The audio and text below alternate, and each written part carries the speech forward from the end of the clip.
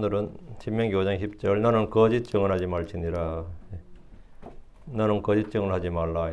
자, 같이 읽읍시다. 20절 너는 내 이웃을 대적하여 거짓 증언을 하지 말라. 너는 내 이웃을 대적하여 거짓 증언하지 말라. 예, 기도합시다.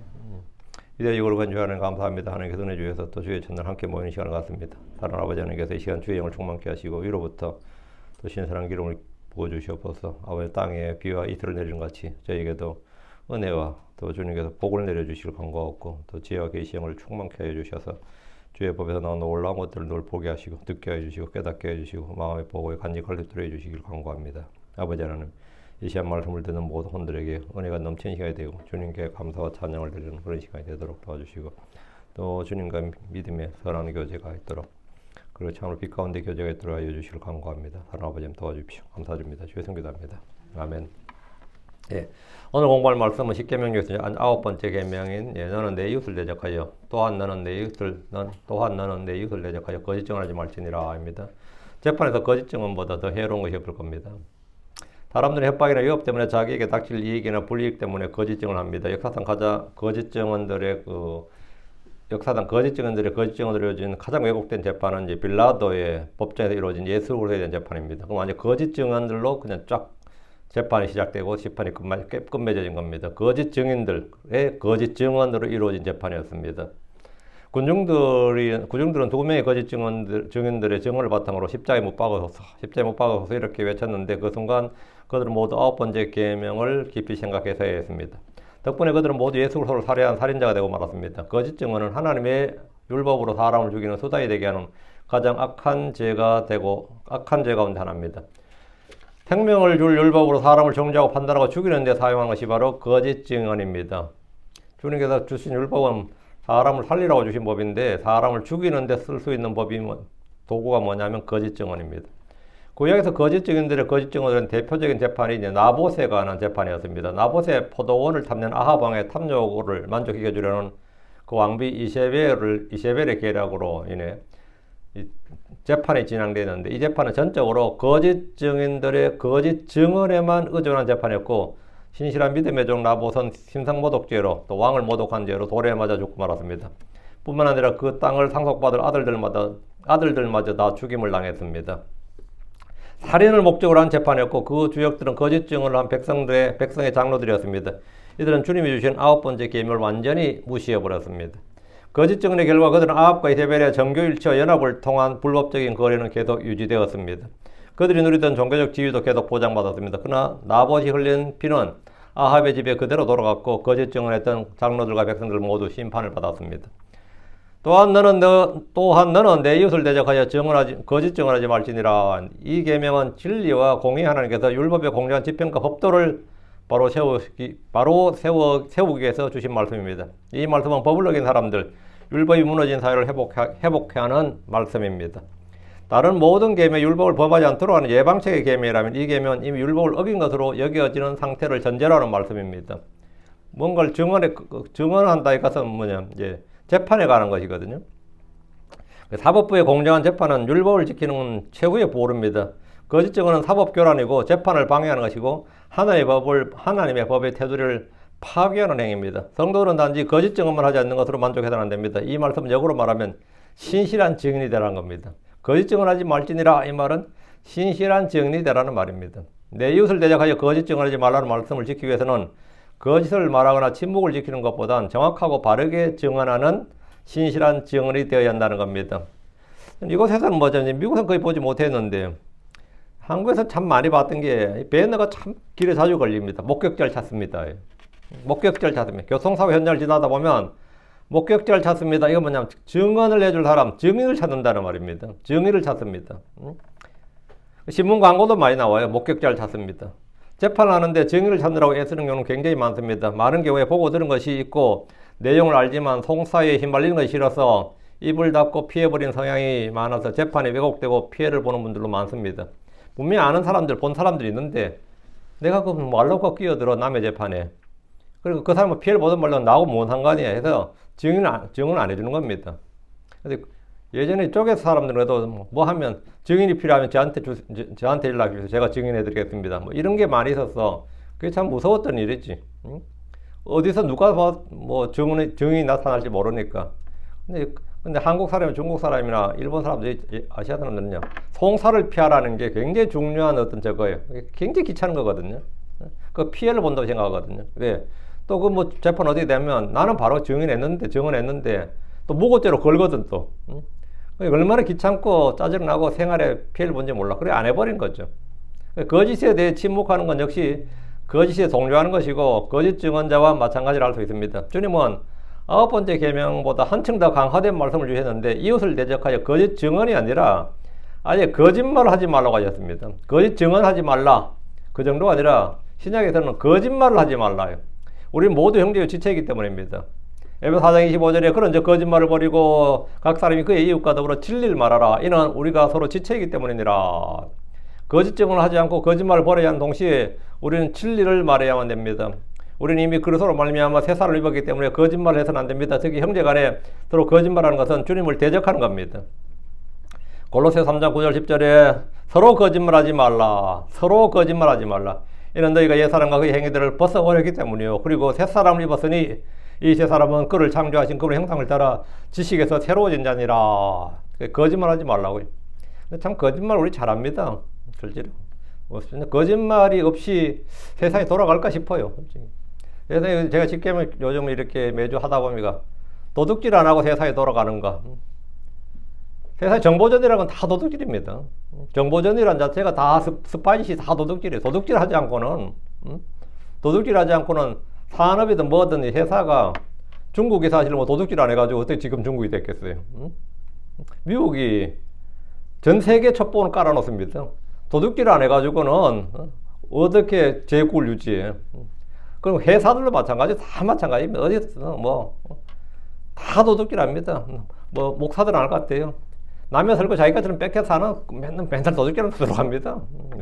두드러하고 그렇게 안 하면 설교가 안 돼요. 아예 설교 자체가 안 된다고. 그 도둑질 다 하고 거짓말 잘 합니다. 그런 거 다. 어떤 교회는 저 때문에 교회가 깨졌다고 연락 온 사람도 있었어요. 그리고 난 그 교회 모르는데 어쩌니까 그 교회 목사님이 제 거 다 뺏겨서 했는데 그 성도 이 일을 제기했다. 교회 박살 났다더라고. 그분 누군데 그랬더니만 난 모르는 분이에요. 근데 그분은 그래요. 나하고 워낙 그 교회에 서 있었던 사람이기 때문에 그 교회 성도들이 내 설교 듣는다고 생각을 아무도 못한 거예요. 그분도. 차마 상상을 못한 거지. 우리 교회 사람이 순봉교회 설교 듣나? 들을 수 있는지 몰라. 그럼 이제 안심하고 순봉교회 교회를 내가 뺏긴다 칩시다. 뭐 그런 식인 거죠. 뭐 순봉교회 사람이 뭐 제 설교 하겠어요? 안 하죠. 근데 뭐 쓸만하면 하겠지. 뭐 그런 식이라고요. 다 도둑질하고 다 속이고 다 거짓말하고 이게 세상입니다. 이게 세상이야. 근데 크리스천들도 그래요. 비답니다. 사람들은 조금만 난처한 상황이 닥쳐도 거짓말합니다.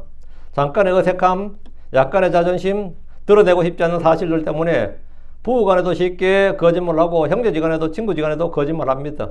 일상에서요. 거짓말은 자기를 방어하는 인간 본성입니다. 하지만 거짓말로 가린 잠시의 수치는 금방 드러나 영원한 수치가 되고 맙니다. 하나님 거짓말한 입술을 매우 가증스럽게 여기십니다. 잠언 12장 22절에 거짓말한 입술들은 주께 가증하니라. 그러나 진실하게 행하는 자들은 그분의 즐거움이니라. 거짓말한 입술들은 주께 가증합니다. 순간적인 재치와 손발력을 발휘해서 거짓말로 위기를 모면하는 것은 지혜로워 보여도 어리석은 자입니다. 잠언 10장 18절에 거짓말 입술들로 미움을 감추는 자와 헐뜯는 말을 내는 자는 어리석은 자니라. 거짓말하는 입술로 미움을 감춘다. 미움을 감추지 뭐 어떻게 안 감춰? 거짓말 입술로 미움을 감추지. 니 나 싫어하냐 그러면 그건 아니고요. 그러잖아. 그래서 싫어해요 그래요? 응? 니 나 되게 싫어하는 것 같다 그러면 아니 전혀 아니에요. 오해입니다 이러지. 사실이에요 그래요? 거짓말 해요. 응? 거짓말 해야 좀 편하고 그나마 좀 낫지. 윤 목사님 저 되게 싫어하는 것 같아요. 그럼 사실입니다. 그럼 교회가 되냐고. 그게 교회가 되겠냐고. 거짓말 해야지 그나마 되지. 응? 누구 하자 안 했는데요.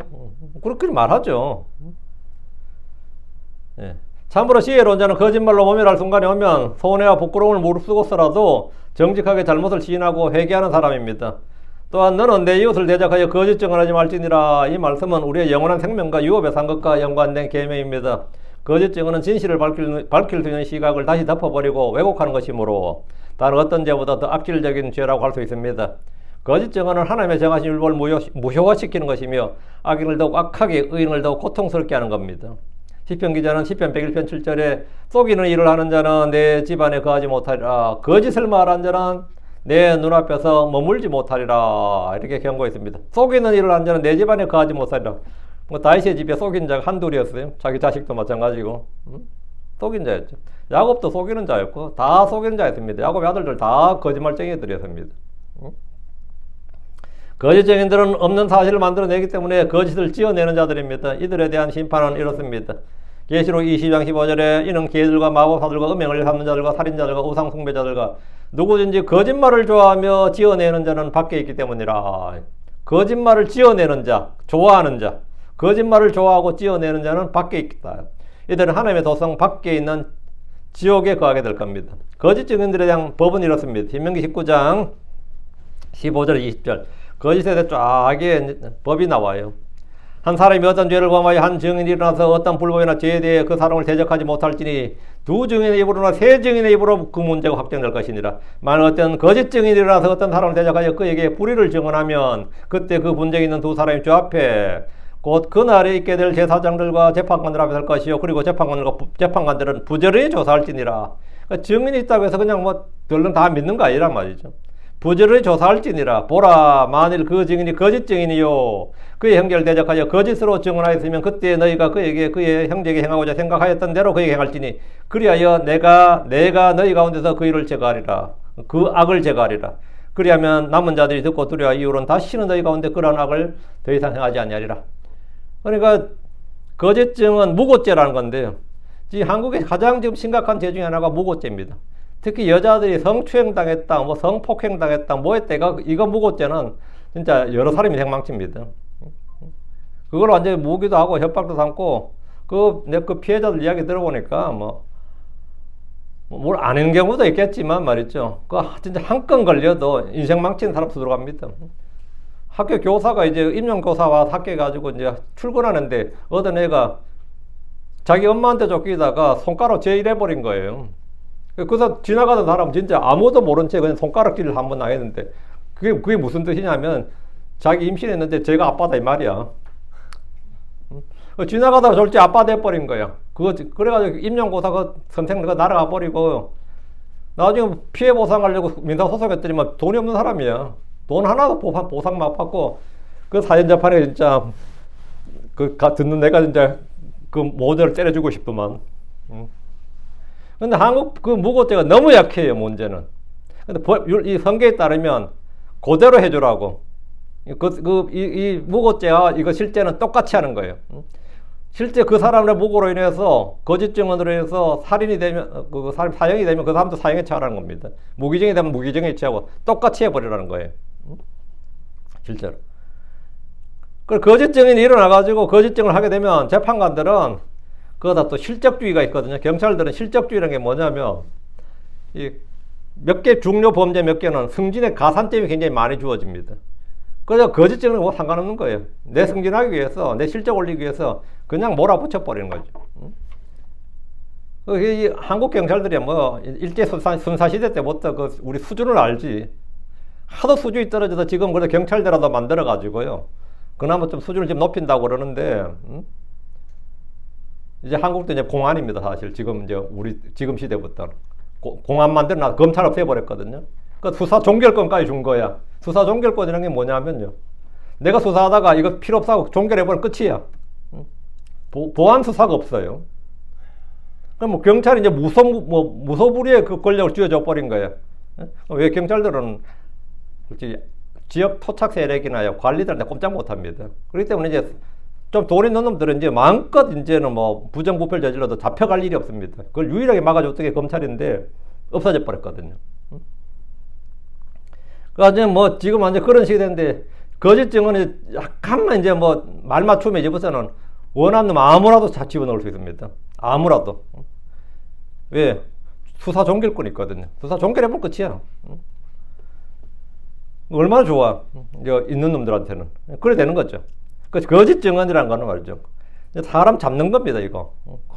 그 거짓 증인이 무엇 때문이냐? 이건 이 목적과 이유를 알아내 가지고 그 숨은 의도를 파악해서 그가 처음에 거짓 증언한 의도대로 그에게 대갚아주라. 이게 법이에요.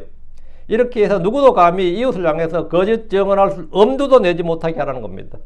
사람들이 이렇게 하지 못할 수 있지만 하나님이 이렇게 하십니다. 솔로몬은 명판관으로서 이름을 날렸습니다. 그는 재판을 할 수 있게 해달라고, 재판을 잘할 수 있도록 그 지혜와 명철을 달라고 기도했는데 주님은 그것을 허락하셨습니다.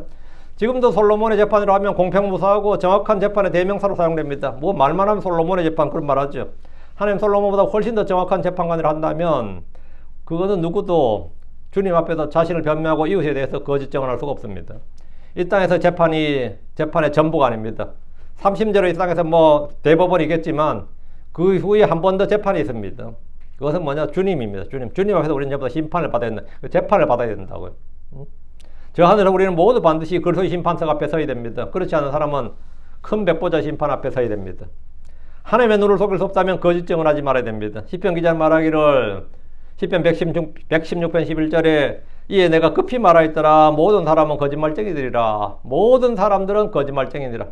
사람의 선의를 믿어서는 안 됩니다. 사람의 선의를 믿어서는 안 돼요.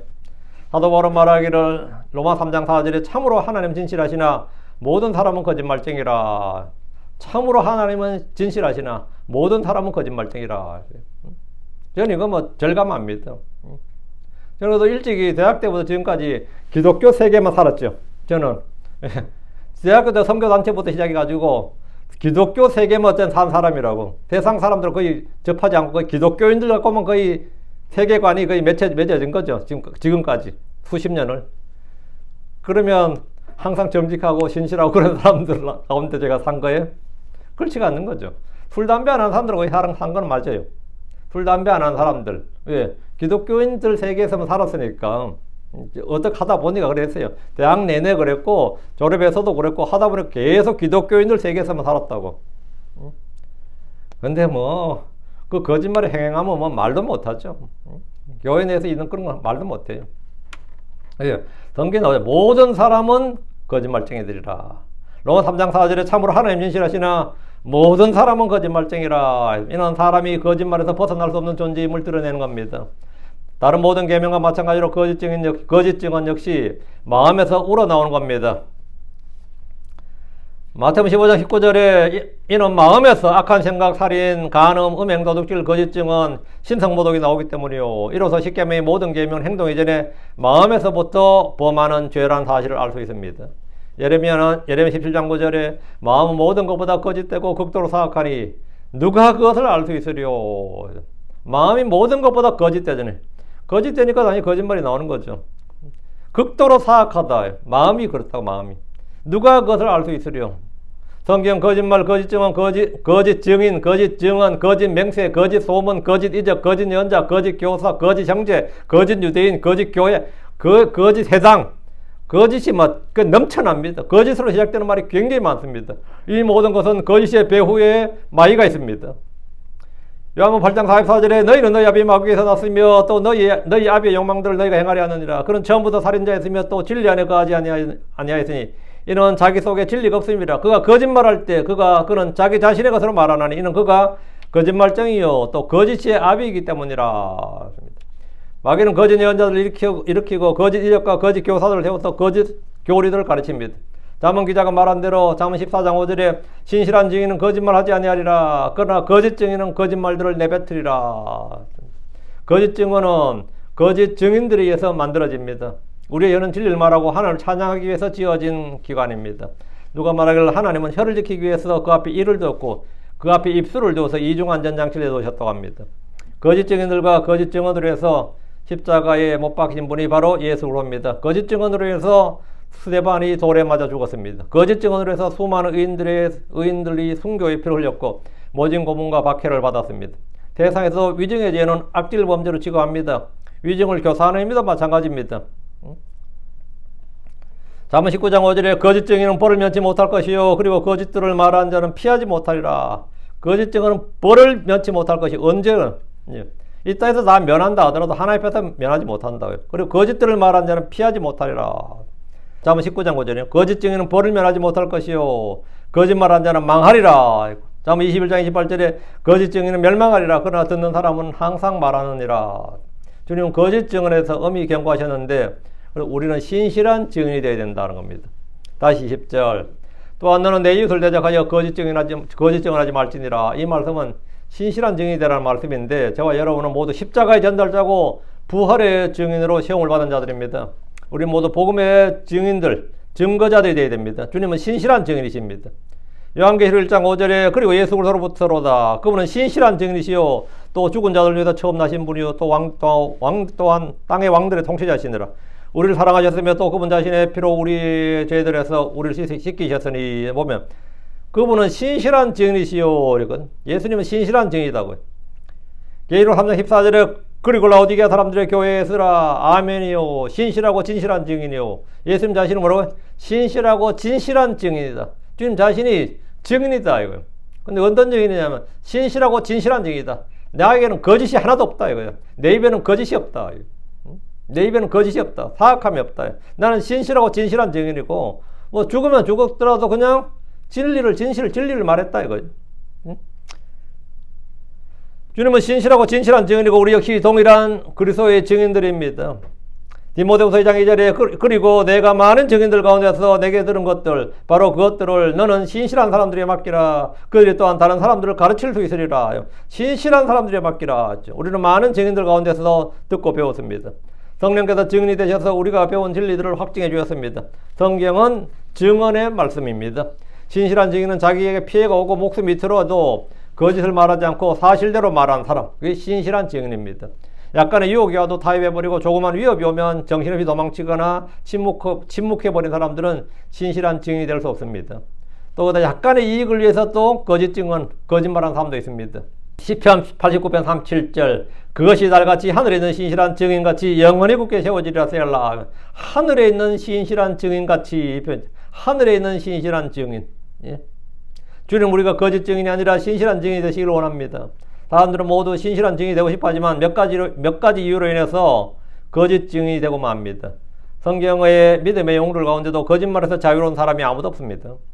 아브라함은 자기 아내를 누이라고 속였는데 이는 아내의 미모를 탐낸 아비멜렉이 자기를 죽이고 아내를 빼앗아갈까 두려웠습니다. 두려움 때문에 거짓말하는 겁니다. 자기에게 피해가 올까봐 거짓말하고 부전자전이라고 아브라함의 아들 이삭 역시 자기 아내를 누이라고 거짓말했습니다. 야곱은 형을 속이고 아버지를 속였습니다. 야곱은 영적 야망과 탐욕 때문에 거짓 증언을 했습니다. 야곱의 삼촌 라반은 야곱을 속였습니다. 라반은 야곱의 노동력을 갈취하기 위해서 거짓말했습니다. 이익을 위한 것이었죠. 이익을 위해 거짓말했다고요. 계속 거짓말합니다. 라반의 딸 라헬은 자기 아버지를 속였고 야곱의 아들들은 야곱을 속였습니다. 이들은 시기심 때문에 거짓말했습니다. 성경 읽다 보면 온통 쏟고 속이는 사람들의 이야기로 넘쳐납니다. 요셉은 그들을 시험하기 위해서 거짓말했습니다. 어쨌든 시험하기 위해서 거짓말했어요. 일시적인 위기를 모면하고자 거짓 증언을 했던 겁니다. 베드로 보면 두려움 때문에 거짓말했습니다. 딱 하나입니다. 두려움 때문에. 이것이 인간의 연약함이고 본성입니다. 디모데후서 3장 13절에 그러나 악한 사람들과 미혹하는 자들은 점점 더 악해져서 속이기도 하고 쏟기도 하리라. 속이기도 하고 쏟기도 한다고 했습니다. 이것이 현실입니다. 하지만 우리는 이웃들에게 어떤 경우에도 예수 그리스도와 복음, 성경에 대해서는 거짓 증언해서는 안 됩니다. 또한 너는 내 이웃을 대적하여 거짓 증언하지 말지니라. 이 말씀은 진리를 알면 그것을 선포하고 숨기지 말라는 겁니다. 내가 복음을 알고 진리를 알면서 선포하지 않는 건 역시 거짓말쟁이가 되고 맙니다. 주님은 자신이 말씀을 선포하는 이유를 이렇게 증언하셨습니다. 요한복음 8장 55절 그러나 너희는 그분을 알지 못하였으되 그러나 나는 그분을 아노라. 만일 나는 그분을 알지 못한다 말하면 내가 너희와 같이 거짓말쟁이가 되리라. 그러나 나는 그분을 알고 또 그런 말씀을 지키노라. 내가 신자인데 내가 크리스천인데 내가 그분을 알지 못한다 하면 뭐라고요? 나는 거짓말쟁이가 되고 만다고요. 내가 그분을 알지 못하노라 하면 나는 거짓말쟁이가 되고 마는데 주님이 하는 말씀이 만일 나는 그분을 알지 못하노라 말하면 내가 너희와 같이 거짓말쟁이가 되리라 이렇게 했거든요. 주님이 내가 너희와 같이 거짓말쟁이가 되리라 이 말은 뭐죠? 너희 다 거짓말쟁이라고요. 응? 나도 만약에 거짓말하면 나도 너희와 같이 거짓말쟁이고 너희는 지금 거짓말쟁이고 응? 너희는 지금 거짓말쟁이인데 나는 너희와 같은 거짓말쟁이가 아니라는 거지. 응? 알면서 알지 못한다고 하는 것은 믿음을 저버린 행위일 뿐 아니라 거짓 증언입니다. 예수를 믿은 많은 사람들이 신실한 증거자요 증인으로 생을 마감하기 위해서 죽었습니다. 사도 요한의 제자로 알려진 초대교회의 폴리갑은 위대한 증인, 위대한 증거자로 일생을 마쳤습니다. 재판관은 폴리갑이 노인임을 생각해서 고문과 죽음을 당하느니 개종하도록 충고했습니다. 이때 폴리갑은 총독에게 나는 86년 동안 그분을 섬겨왔는데 그동안 그분은 한 번도 나를 부당하게 대우하신 적이 없어. 그런데 내가 어떻게 나를 구원하신 나의 왕을 못 오갈 수가 있겠소? 이렇게 말했습니다. 그러자 총독은 난 사나운 짐승들을 준비해두고 있어. 만일 당신이 마음을 바꾸지 않는다면 당신을 그 짐승들이 던져버리겠다. 이렇게 위협을 했습니다. 이게 보면 이게 초대교회 선교사에 다 나온 이야기입니다. 짐승들이 던져버렸다. 짐승들이 밥이 되겠다. 밥이 되게 하겠다 이거죠. 폴리갑이 이 사도 요한의 제자로 알려져 있습니다. 그 짐승들을 부르시오. 우리는 선을 버리고 악으로 돌이켜서는 아니 되오. 오히려 악에서 돌이켜 선을 택하는 것, 그것이 선한 일이다. 악에서 돌이켜 선을 택하는 것, 그것이 우리가 할 일이다. 그 뜻을 굽히지 않은 폴리갑을 향해 총독이 마지막으로 한 번 더 경고를 했어요. 만일 지금 당신이 마음을 바꾸지 않는다면 당신은 화형을 시키겠다. 짐승이 아니라 불태워주겠다 이거죠.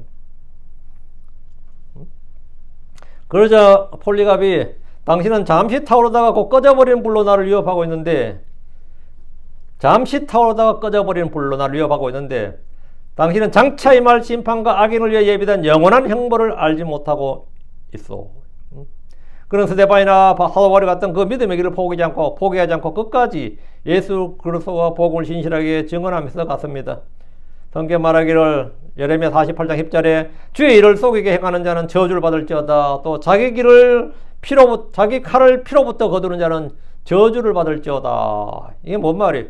주의 일을 속임수로 거짓말로 속이게 행하는 자는 저주를 받을지어다.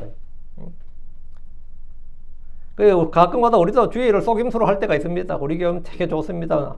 그런 거 없으면서도 그냥 꼬시느라고 되게 좋습니다. 하는데 그것들 내 속임수예요. 우리 교회는 별거 없습니다. 실제로 별거 없어요. 근데 주의 일을 속이게 행한 자는 저주를 받을지어다. 또 자기 칼을 피로부터 거두는 자는 저주를 받을지어다. 이 자기 칼을 피로부터 거둔다. 자기 칼, 이게 성령의 검입니다. 말씀의 칼이에요. 이걸 거두는 게 아닙니다. 주의 칼을 거두지 말고 하나님의 말씀을 항상 증언해야 된다고. 그러다 보면 원수지간 될 수도 있고 진짜 관계가 틀어질 수도 있어요. 근데 거두지 말라 이거죠. 다시 20절. 또한 너는 내 이웃을 대적하여 거짓 증언하지 말지니라. 이 말씀은 믿음과 삶의 행위를 일치시키라는 말씀입니다. 거짓 증언은 입으로만 하는 것이 아닙니다. 말로만 거짓말하는 거 아니에요. 우리의 행실과 삶의 모습은 말보다 더 큰 증언의 능력을 가지고 있습니다. 그래서 우리가 늘 하는 말 있죠. 그 사람의 말을 보지 말고 그 사람의 말을 듣지 말고 그 사람이 하는 행동을 보라 그러잖아요. 앞에 나가서 막 부동산 곧 떨어집니다 하는데 그러면 지은 집 사. 한국이 수십 년간 그렇게 전문가랍시고 막 언론에 나와서 부동산 떨어집니다 한다 하면 그건 지은 집 사요. 그런 놈들 되게 많거든요. 많아요. 그 정부의 부동산 대책이 강력하게 나올 겁니다. 다 거짓말입니다. 다 보면 다 올랐어. 지금도 열심히 오르고 있어. 서울에 이번에 6억 원 이상 대출해주지 마라 그래서 이제 끝났다 그랬거든요. 막 TV에 막 하나 전문가들하고 떠들었는데 지금 막 뛰고 있습니다. 그 믿음 다 등신들입니다. 절대로, 그래서 우리가 그걸 그랬죠. 절대 그놈들 말 믿지 마라 그래요. 그놈들이 하는 짓을 보라는 거지. 그놈들 보면 전부 다 막 반미장사하는 사람이 있거든. 그놈들 자기 자식들 어디로 보내는지 잘 봐요. 다 미국으로 보내거든. 다 미국으로 보내요. 그놈들 말을 믿지 말고 지금 하는 앞에서 떠드는 미국이 어쩌고저쩌고 한데 지 자식 어디 보내는지 보면 돼요. 지 자식 어디로 보내는지 보면 미국으로 보내. 그 말은 뭐죠? 그럼 미국으로 보내야 되는 게 맞는 거야. 그놈들 말을 믿지 말라고. 말을 믿지 말고 그놈들 하는 짓을 보라고. 그럼 크리스천들도 마찬가지죠. 그리스도인들의 말이 아니라 그 행동이 사실은 더 많은 걸 증언한다 말이죠. 우리의 행실과 삶의 모습은 말보다 더 큰 증거의 능력을 가지고 있습니다. 믿음의 말을 하지 못해서가 아니라 믿음의 삶이 뒷받침되지 않기 때문에 우리는 이웃을 대적하여 거짓 증언하는 경우가 훨씬 더 많습니다. 요한일서 1장 6절에 만일 우리가 그분과 교제한다고 말하며 어둠 속에 걸으면 우리가 거짓말하며 또 진리를 행하지 아니하느니라. 요한일서 2장 4절에 내가 그분을 아노라 말하며 그분의 명령들을 지키지 아니한 자는 거짓말쟁이요. 그분의 명령들을 지키지 않으면 뭐가 된다고요? 예, 그분의 명령들을 지키지 아니하면 거짓말쟁이라는 거예요. 그래서 거짓 증언이라는 건 다른 게 아닙니다. 거짓 증언이라는 것은 주의 말씀을 행하지 않는 게 거짓 증언이에요. 또 진리가 그 속에 있지 아니하니라. 우리가 하나님과 사귄다, 그분을 아노라 말한 것은 훌륭한 일입니다. 하지만 그렇게 말한 후에 어둠 가운데서 거하고 어둠 가운데서 걷고 그런 명령들을 지키지 않는다면 우리는 이웃을 대적하죠. 거짓 증언한 자가 되고 맙니다. 그럼 뭐 예수 믿는다고 하면서는 뭐 교회도 안 가고 성경도 안 읽고 뭐 기도도 안 하고 어떤 분이 그랬어요.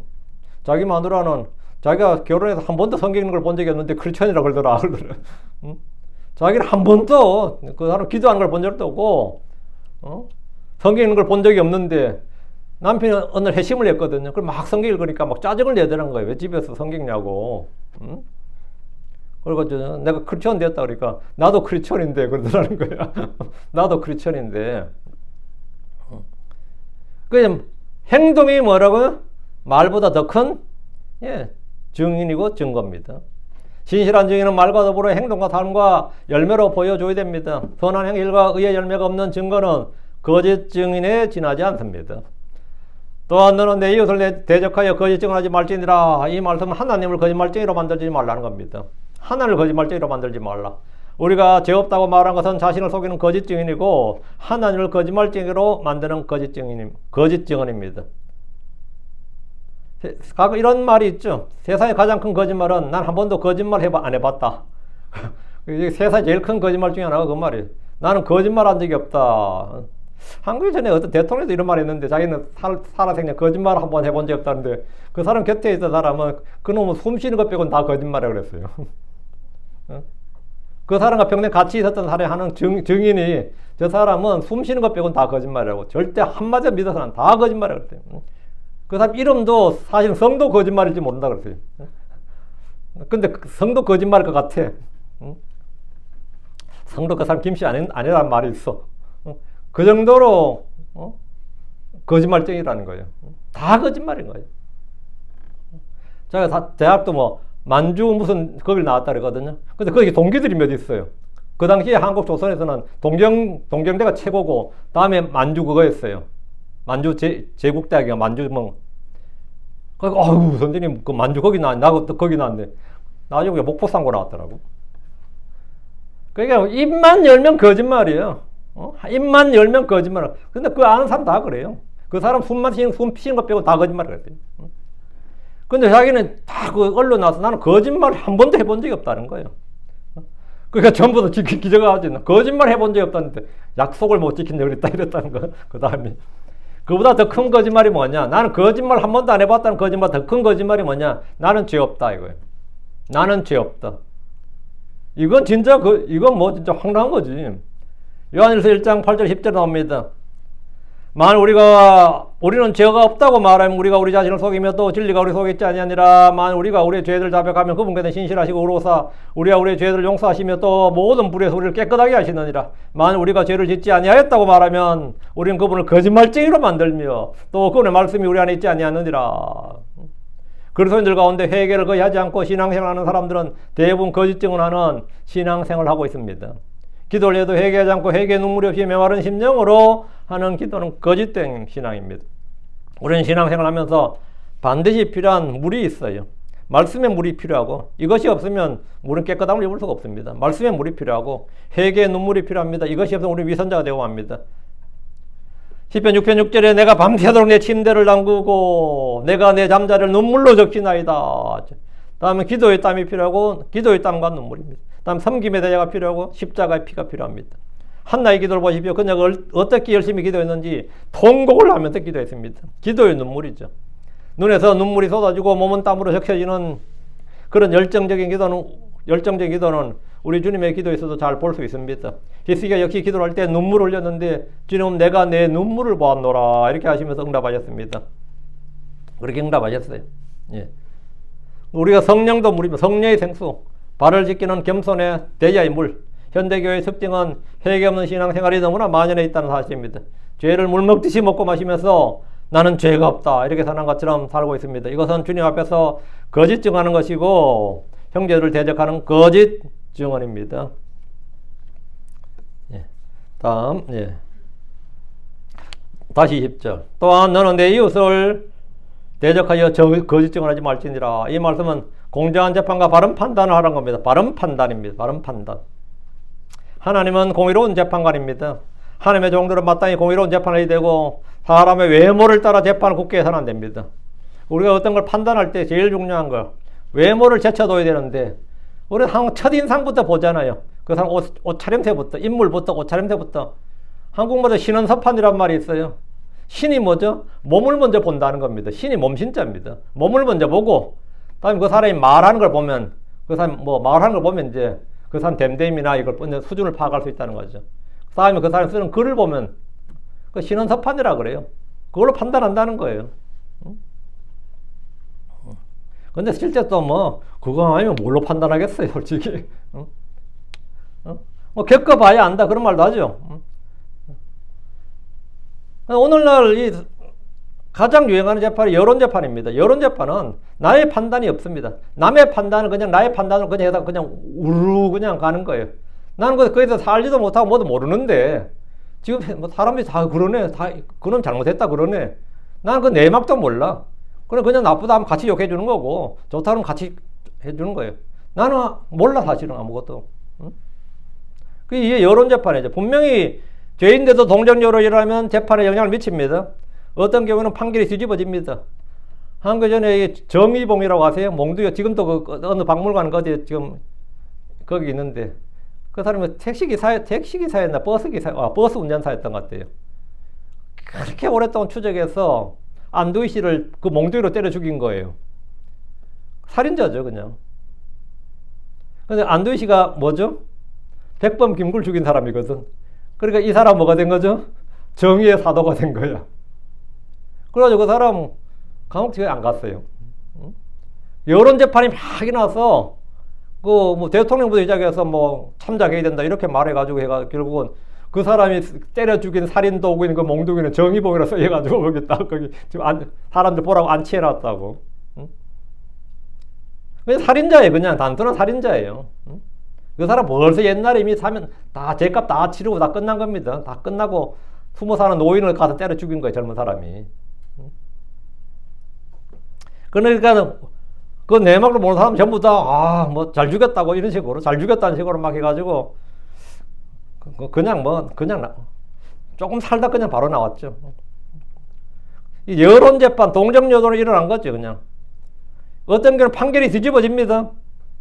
출애굽기 23장 2절에 너는 다수를 따라 악을 행하지 말라.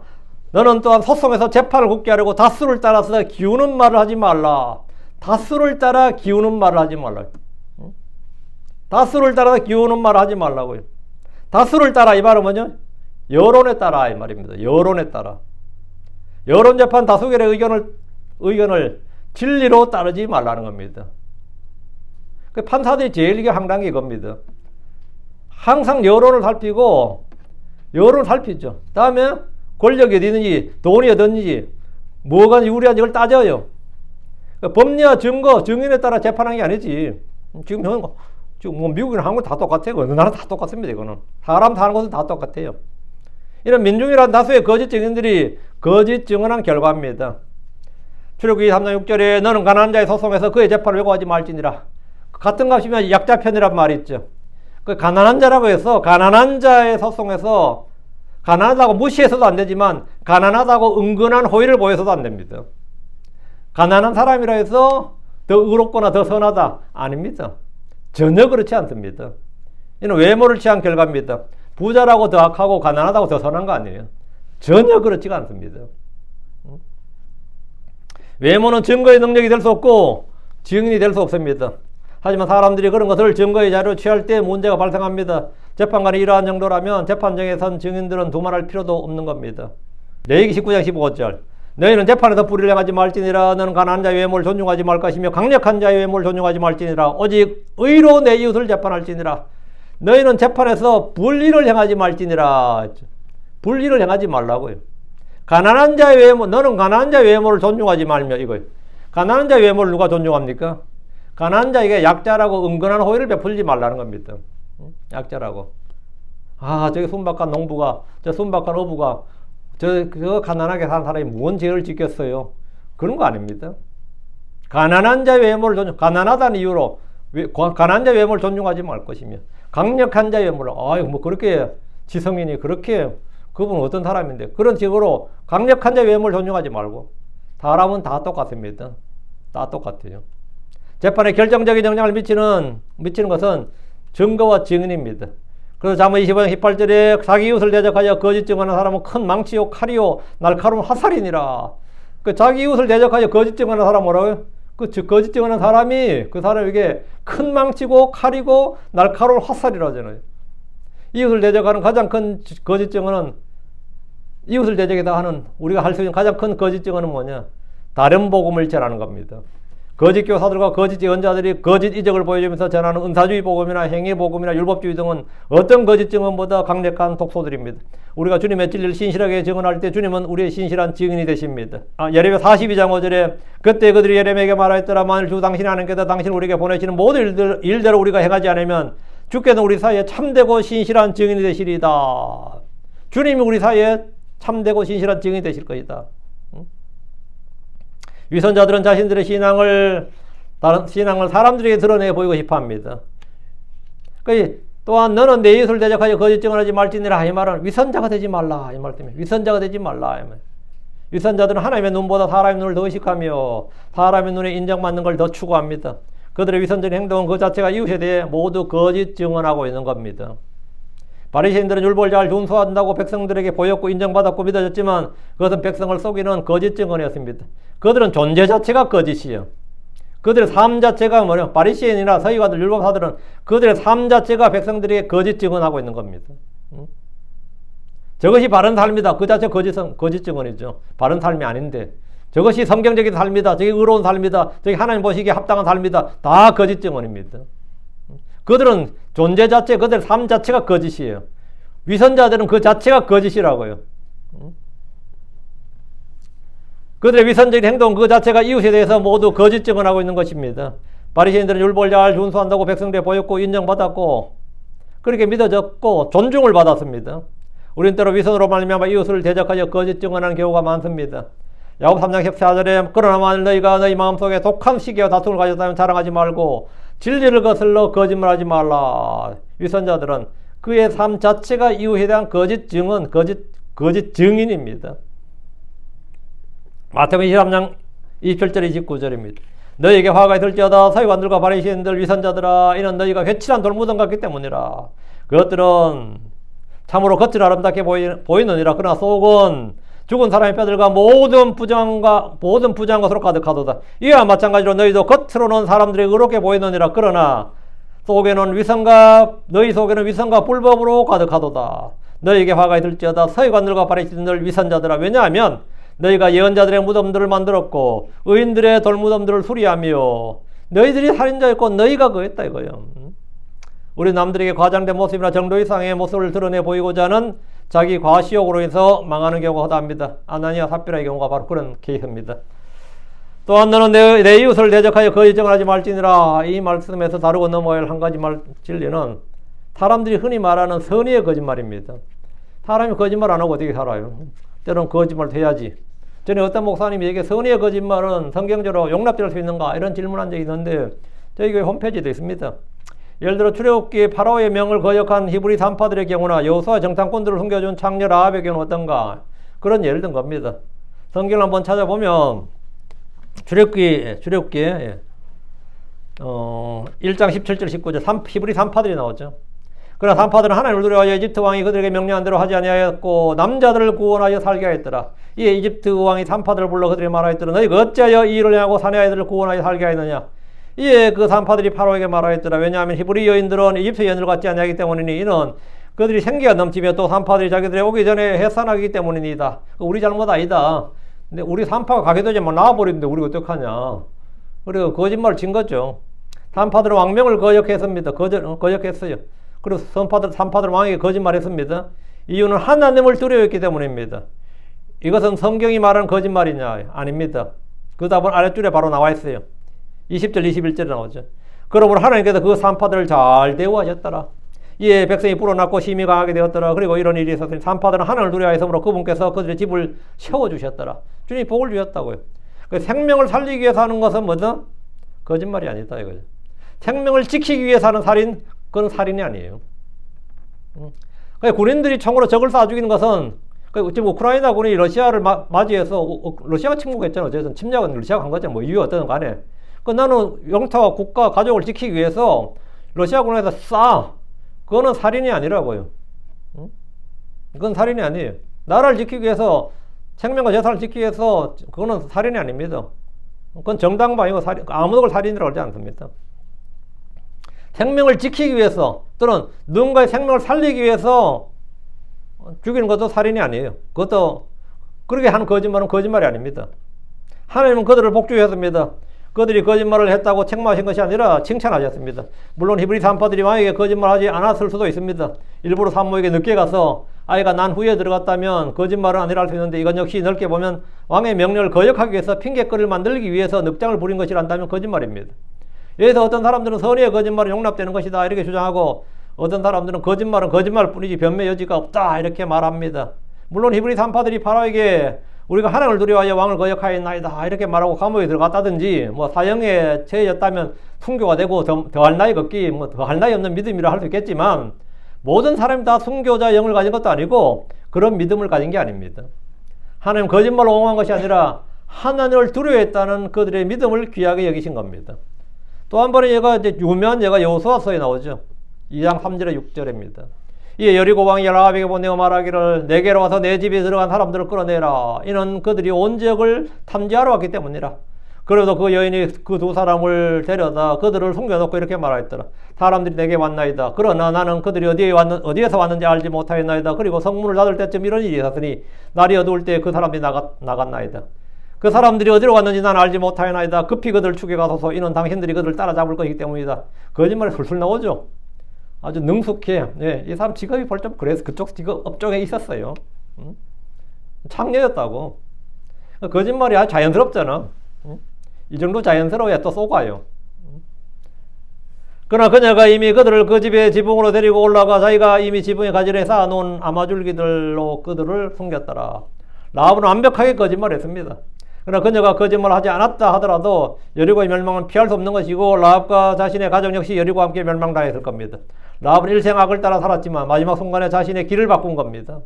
그러나 율법에 전혀 무지한 한 이방 여인에게 자신이 살기 위해 거짓말했다고 정죄하는 것은 지나친 처사입니다. 성령 충만한 몇 사람을 제외하면 누구나 위험하면 다 거짓말합니다. 하나님은 라합의 거짓말을 인정하거나 칭찬하신 것이 아니라 그녀의 믿음을 칭찬하셨습니다. 그는 이 사람들을 살리기 위해서 거짓말한 겁니다. 생명을 살리기 위해서 하는 것은 거짓말이 아닙니다. 전쟁에서 속입니다. 전쟁에서 속임수를 잘 쓴다. 그거는 거짓말 아닙니다. 그건 뭐죠? 전술 전략이에요. 그건 지혜라고. 때로 우리는 공공의 유익이나 이익을 추구하기 위해서 선의의 거짓말을 요구받기도 합니다. 극비를 요하는 보안상 문제 때문에 우리는 거짓말해야 할 상황이 오거나 강요받을 수 있습니다. 그러나 그것이 하나님을 두려움으로서 한 것이 아니라면 그냥 거짓말일 뿐입니다. 어떤 사람은 사람이 두려워서 거짓말합니다. 그것은 선의의 거짓말이 아닙니다. 어떤 사람은 자신의 이익 때문에 거짓말합니다. 그것도 선의의 거짓말 아니에요. 게하시는 탐욕 때문에 거짓말했습니다. 보디발의 아내는 요셉에 대한 질투와 분노로 거짓증을 했습니다. 이런 것은 단 하나도 선의의 거짓말이 아닙니다. 선의의 거짓말이란 하나님을 두려움으로 하는 거짓말이 생명을 살리기 위해서 하는 거짓말 또는 생명을 지키기 위해서 하는 거짓말입니다. 만약 전쟁 상황에서 적을 속이는 것은 거짓말이 아니라 훌륭한 작전이고 지혜가 됩니다. 하나님은 악인들을 심판하시기 위해서 거짓말하는 영을 보내셨습니다. 강한 미혹을 보내셔서 거짓을 믿게 하십니다. 주님도 하나님도 거짓말하시냐 말이에요. 거짓말한 영을 보내신다고. 강한 미혹을 보내서 거짓을 믿게 하십니다. 우리나라 사람들은 가족 중에 누가 불치병에 걸리면 잠시 동안 숨기고 말하지 않는 경우가 있습니다. 저도 저희 큰어머니 암이 걸리셨는데 가족들이 죽을 때까지 숨겼어요. 암 아니라고. 그래서 암 수술까지 받았는데 그냥 대장에 혹이 조금 있었다고 암은 아니라고. 암이 대장암이었거든요. 그래서 숨겼어요 그냥. 숨기고 말하지 않는 경우가 있다고. 어떤 것 같아요? 제 아는 어떤 목사님이 막 분노하시더라고. 왜 그걸 숨기냐고. 니 죽는다고 말해줘서 죽음을 준비시켜야 될 거 아니냐고. 죽는다고 말 빨리빨리 해줘가지고 절망을 하든 뭘 하든 간에 죽음을 준비시켜야 되는 거 아니냐. 왜 거짓말 해가지고 그냥 얼떨결에 죽게 만들어가지고 죽음을 준비를 못 시켜서 그런 거짓말이 어딨냐. 일리가 있지. 그러니까 정확하게 말해줘서 죽음을 준비할 수 있도록 해야 된다는 거예요. 그리고 보고를 믿을 수 있도록 해야 된다 이거. 죽음이 곁에 왔는데도 가족들과 주위 사람들이 거짓 증언으로 죽음을 준비하지도 못하고 곧바로 지옥에 보내는 데 대해서 아무런 죄책감도 갖지 않는 것은 그게 오히려 큰 죄다. 그게 거짓이다 이거예요. 그게 거짓이다. 그러니까 불치병에 걸렸다, 난치병에 걸렸다, 예를 들어 뭐 시한부 걸렸다 그러면 괜찮아 하지 말고 닥터한테 자세히 이야기해 주라 그러고 닥터 이야기 안 하면 내가 자세히 이야기해 주라 말이에요. 그래서 지금 해야 될 일은 뭐냐?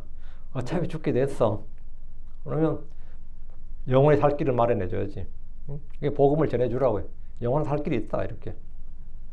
신실한 정인이란 진리를 거슬러 말하지 않는 것이고 오직 진리를 위해서 행하는 사람들입니다. 고린도서 13장 8절에 이는 우리가 진리를 대적하는 어떤 일도 할 수 없고 오직 진리를 위해서만 할 수 있느니라. 오늘 가장 거짓 증언을 삼는 무리들이 바로 거짓 교사들과 거짓 예언자들이 거짓 성경으로 전한 설교입니다.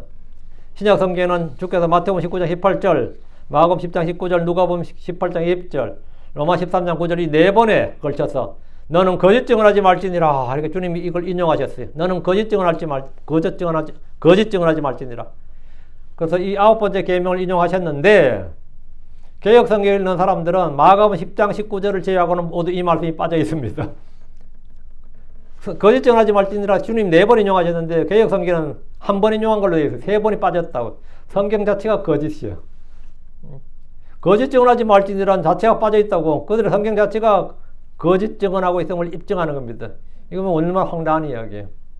우리가 왜 킹제임스 성경을 쓰고 바른 성경 쓰고 이런 이야기를 왜 하느냐 이게. 예. 주님 이게 주의 율법이에요. 이게 주의 명령이고 우리는 거짓말하는 거짓 증인이 돼서는 안 되기 때문에 당연히 이 킹제임스 성경을 사용하는 겁니다. 자, 오늘 여기까지 기도하겠습니다. 이거 전화 나도 다 마음이 찔리네요. 나도 하도 거짓말을 많이 해가지고. 뭐, 그것이 입에 달고 사니까 뭐. 근데 요즘 거의 안 해. 예. 저도 이 십계명 말씀이 딱 마음에 들어와서부터 거짓말이 진짜 확 줄었던 것 같아요. 이 말씀이 마음에 딱 박히면서부터. 그전엔 진짜 거짓말 잘했어요. 왜? 그게 내 생존 필살기야. 생존의 방법이야, 이거. 수시로 거짓말하는 거예요. 거짓말, 수시로. 이거 알고 나서부터는 이제 그냥 가만히 있지, 웬만하면. 가만히 있지. 거짓말 하지 말고 진리를 말하라. 주하나님 진리를 말하라. 기도합시다. 이제 거룩한 주하나님 감사합니다. 하나님께 은혜 주셔서 참 저희가 이 하나님의 말씀, 주의 법대로, 주의 명령대로 주께서 우리 가르치신 것들대로 살 수 있도록 해주시옵소서. 아버지 하나님 저에게 이런 삶을 살기 위해서 경건하고 의로운 삶, 선한 삶, 주의 뜻대로 성령의 인도를 받기 위해서 필요한 것이 있습니다. 그것은 바로 성령 충만 그리고 주님 주신 은혜입니다. 주님의 은혜 없이 저희가 제 육신을 참 쳐내고 성령을 따라 사는 것이 너무나 어렵습니다. 아버지 하나님 너희 땅에 있는 너희 지체들을 죽이라고 말씀하셨는데 성령을 따라 몸의 행실을 죽이라 이 말씀을 주셨사오니 주 하나님께서 은혜 주셔서 저희가 정말 은혜가 충만하고 성령이 충만한 가운데 살게 하시고 저희가 거짓 증인이 되지 않도록 또 거짓말 하지 않도록 특별히 서로가 서로에 대해서 거짓말하지 않도록 은혜와 복을 허락하여 주십시오. 감사드립니다. 주의 성기도합니다. 아멘. 아멘.